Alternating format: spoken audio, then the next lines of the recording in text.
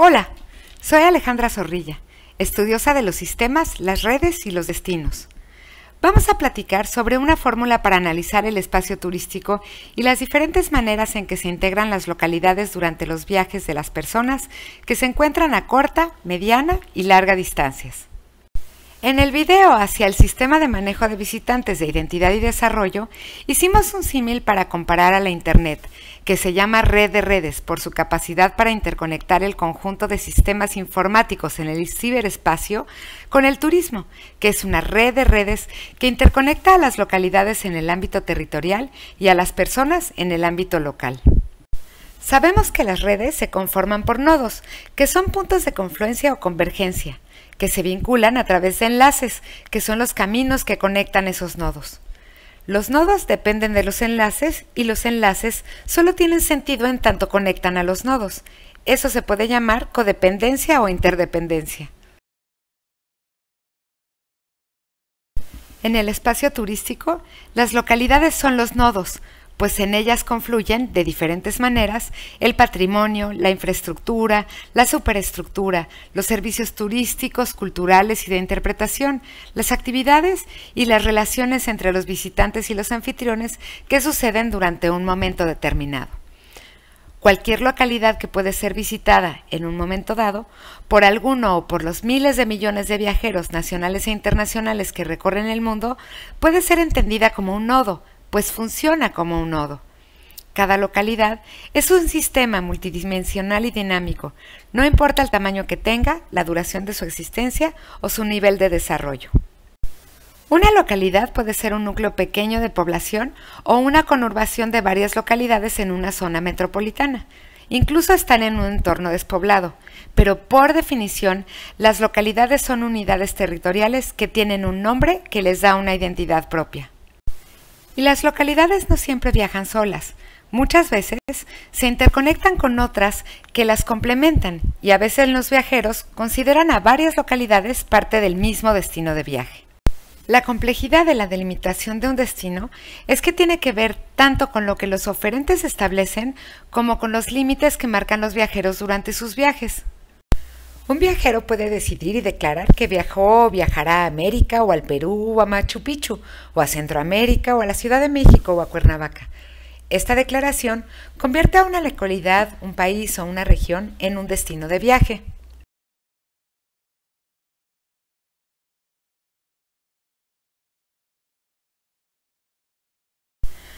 Cuando buscamos comunicarnos con viajeros de más larga distancia, integrar una localidad con otra de la misma región genera valor agregado, sinergia y desarrollo regional. Pero cuando buscamos viajeros de más corta distancia, la cosa cambia y los motivos de asociatividad entre las localidades también.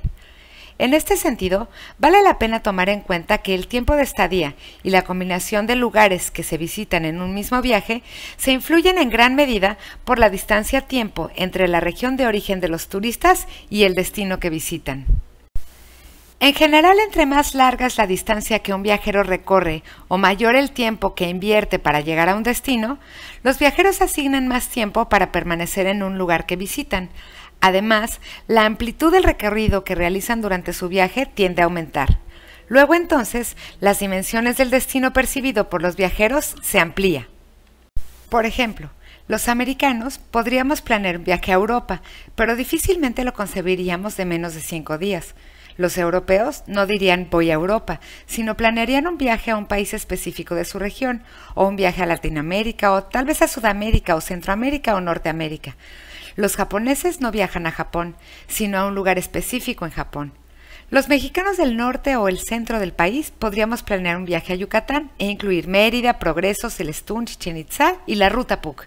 Pero para alguien que viva en Mérida, sería mucho más probable que planee viajar un fin de semana a Progreso, otro a Chichén Itzá y otro a Celestún. Los europeos realizan recorridos más largos durante sus viajes a México que los mexicanos en México y viceversa. Aunque no existe un acuerdo absoluto en la definición de lo que es corta, mediana o larga distancias, pues hay diferentes factores logísticos, comerciales, sociales y culturales que afectan la percepción de los viajeros, en el análisis que hemos realizado en Identidad y Desarrollo, generamos esta gráfica ilustrativa que ajustamos para cada caso en el que intervenimos. Consideramos vecinos a quienes se encuentran a menos de 2 horas de distancia del lugar que visitan y hemos observado que en general estos realizan excursiones sin pernocta o permanecen una sola noche en un destino que les queda tan cerca. Decimos que están a corta distancia quienes se encuentran entre 2 y 3 horas del destino que visitarán. El trayecto de ida y vuelta representa ya una inversión de entre 4 y 6 horas, por lo que es poco probable que realicen viajes de ida y vuelta el mismo día y tenderán a quedarse al menos una noche en el lugar que visitan. Consideramos de mediana distancia a quienes estén entre 4 y 6 horas de distancia. La inversión de ida y vuelta será más alta y su estadía también. El cruce de fronteras, las barreras idiomáticas y el desconocimiento de los destinos que se visitan son factores que suelen aumentar la percepción de lejanía. Consideramos que somos un destino de larga distancia para los viajeros que tardan a más de 8 horas en llegar. En algunos estudios son denominados overseas, lo que no necesariamente significa que tengan que cruzar un océano, sino que están fuera de la región a la que pertenecen. Los europeos fuera de Europa, los norteamericanos fuera de Norteamérica, los asiáticos fuera de Asia.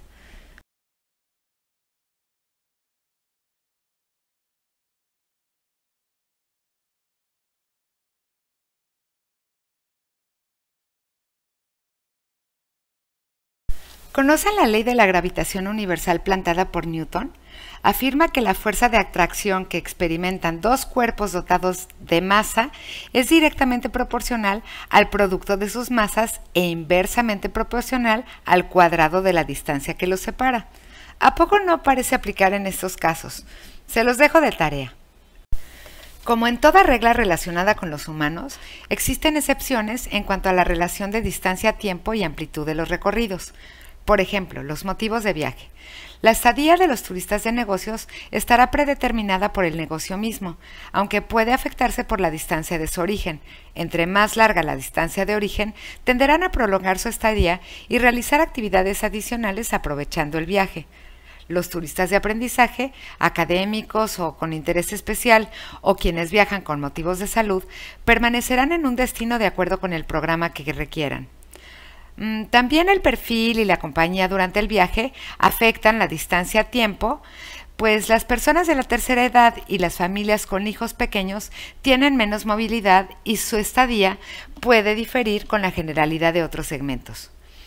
El tipo de hospedaje que se utiliza también afecta.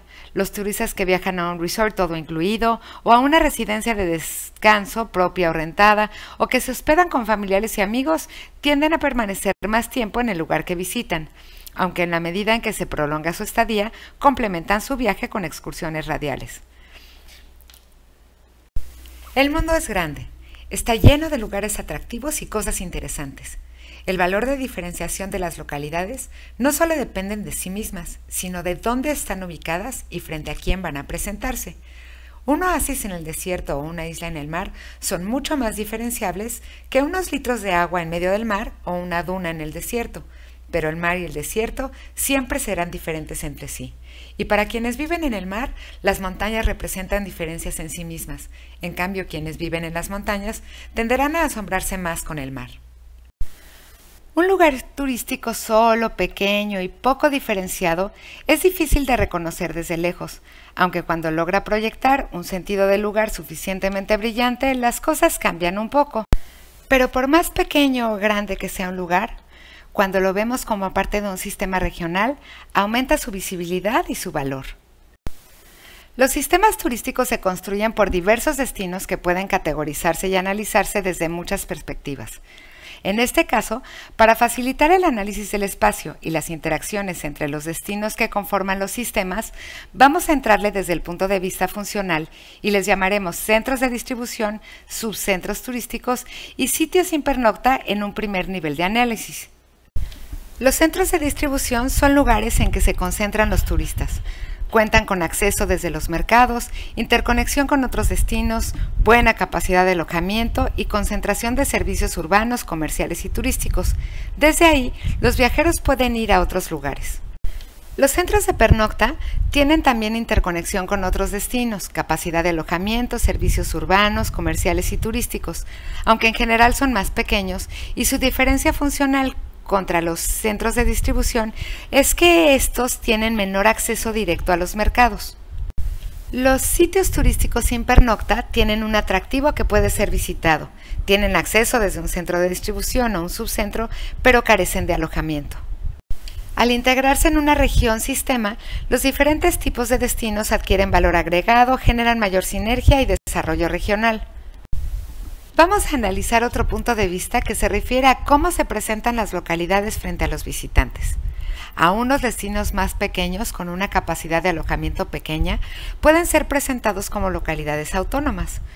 Cualquiera que esté a unas 2 horas de distancia de otra puede funcionar como sitio de excursión, y cualquiera puede integrarse en circuitos y corredores. Para diseñar estrategias de promoción y comercialización, tomen en cuenta la inversión en tiempo que hacen los visitantes para llegar, la relación de los atributos del lugar con las motivaciones de los visitantes y la complementariedad de la oferta local con la de otros lugares cercanos.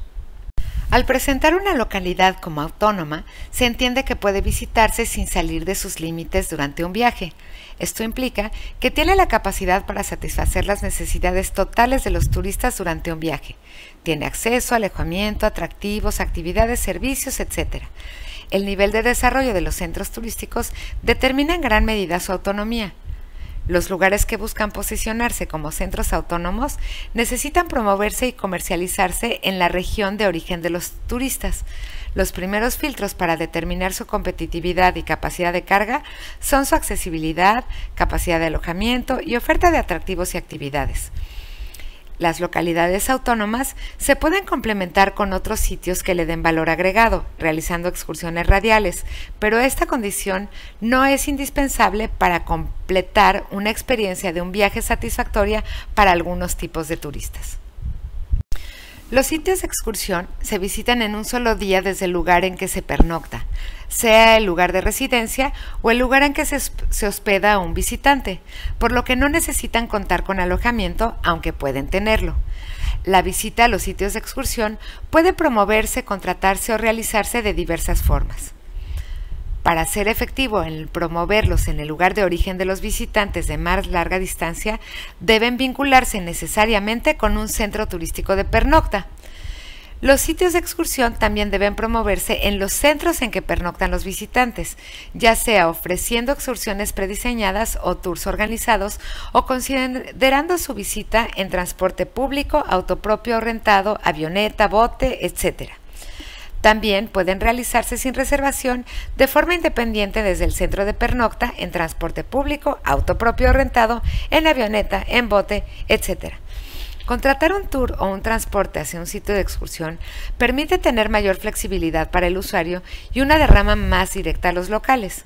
Así que para promover su consumo o visita entre los turistas que ya se encuentran en los destinos, es fundamental ofrecer información puntual a los visitantes, información promocional, logística, técnica y también desarrollar las facilidades básicas en los sitios menos desarrollados como baños, tiendas, restaurantes, etc. Los corredores y circuitos son recorridos que integran 2 o más centros de pernocta y sitios de excursión durante un mismo viaje. Existe un sinnúmero de alternativas de combinación de destinos que se integran a partir de las necesidades específicas de los visitantes. En cada caso, los oferentes de los distintos lugares que se integran deberán tomar decisiones mercadológicas para presentarse ante el mercado, estableciendo alianzas y encontrando elementos que den valor agregado al recorrido. Los corredores y circuitos se pueden construir de distintas maneras. En los corredores cerrados, los turistas tienen que regresar a su lugar de origen por la misma ruta por la que empezaron a transitar para llegar a un lugar. Los corredores abiertos permiten a los viajeros regresar a su origen desde un punto diferente al que utilizaron para llegar. Los circuitos integran a 2 o más centros de pernocta y permiten regresar al punto de partida por otra ruta. Los diferentes tipos de viajes se distribuyen de forma diferente entre los viajeros. Te invito a explorar el video Canales y cadenas de distribución origen-destino y a visitar la página de Identidad y Desarrollo para conocer más sobre cómo comercializar, armar y vender productos turísticos competitivos y sostenibles. Puedes usar, copiar, mejorar, comentar y compartir los contenidos de esta presentación. Cita tu fuente, Alejandra Zorrilla, Identidad y Desarrollo 2019. Y síguenos en Facebook. Hasta la próxima.